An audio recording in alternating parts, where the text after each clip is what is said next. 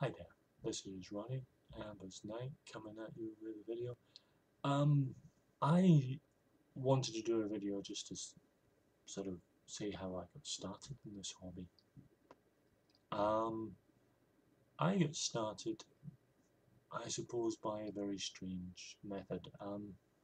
I lived in Prestwick, which is a coastal town in the southwest of Scotland, and there was a small hobby shop in the main street of Prestwick. It's a very small town, we're just at the one main street of shopping, called SB Hobbies.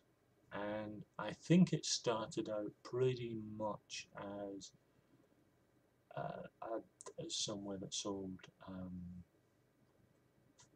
model railways and had started to bring in gaming stuff. And they had this little corner in the shop, it's a very small shop, a little corner in the shop that had shelves full of gaming stuff. Now this was the early 80s, and basic Dungeons and Dragons was there, and World of Greyhawk was there, Boot Hell, Marvel Superheroes, the old basic set was there, and a few others.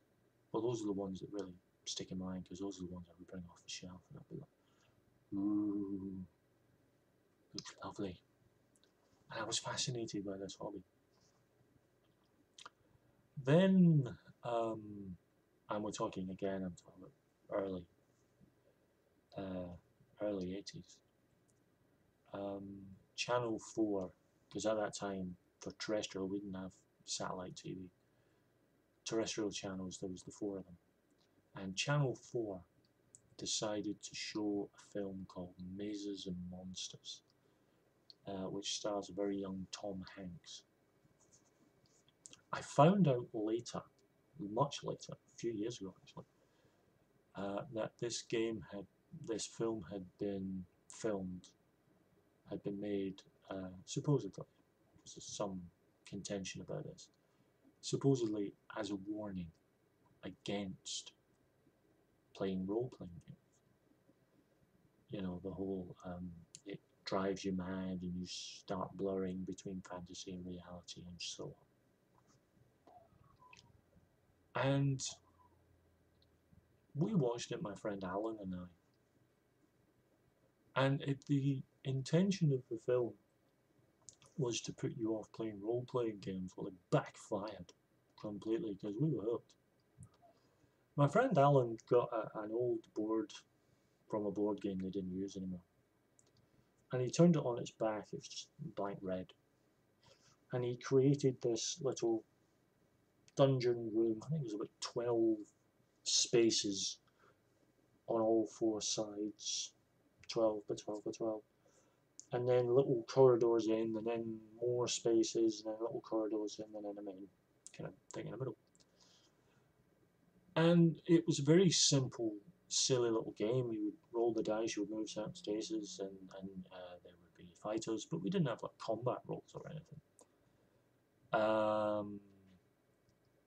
And you would meet a hobbit who will be with you until your next peril, and then whenever their next peril came over, the hobbit would die. And it was a very silly, stupid, pointless little game, and we couldn't get enough of it. Um, and then he went to a Scripture Union camp. Now he wasn't in any way religious, but it was a week's camping, so why not?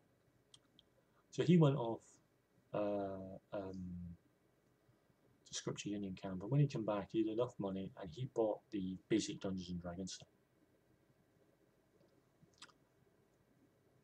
and we were hooked completely by that point. It had these funny dice that you had to get a white crayon and crayon in the numbers, and it had these rule books, character sheet, and it was all so intriguing, and at first it seemed so complicated compared to rule sets now. It's piss easy, but we loved it, and for many years, my main game when I ran with Alan was basic D&D.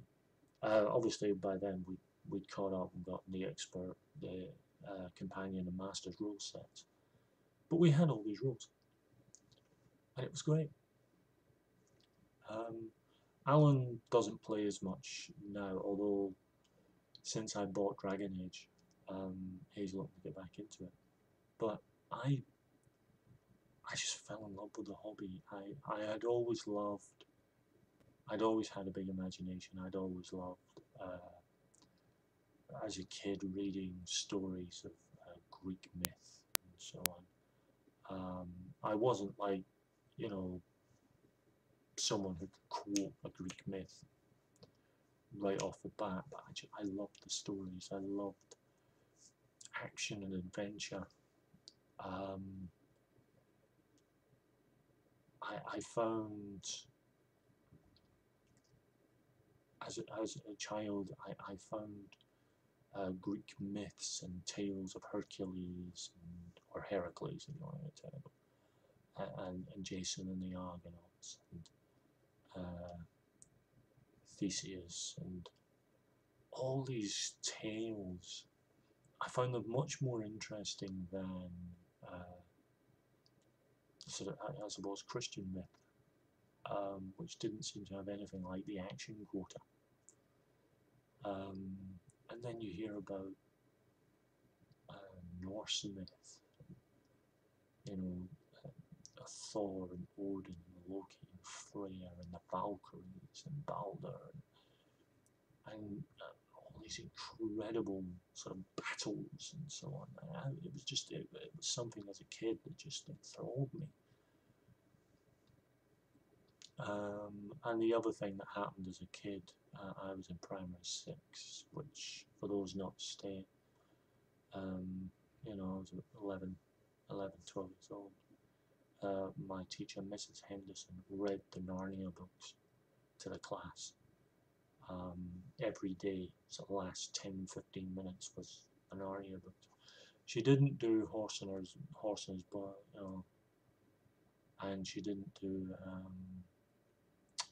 Magician's Nephew, but she did Lion, the Witch and Wardrobe and Prince Caspian, Voyage of the Dawn Treader, Silver Chair, and Last Battle. And they were just wonderful.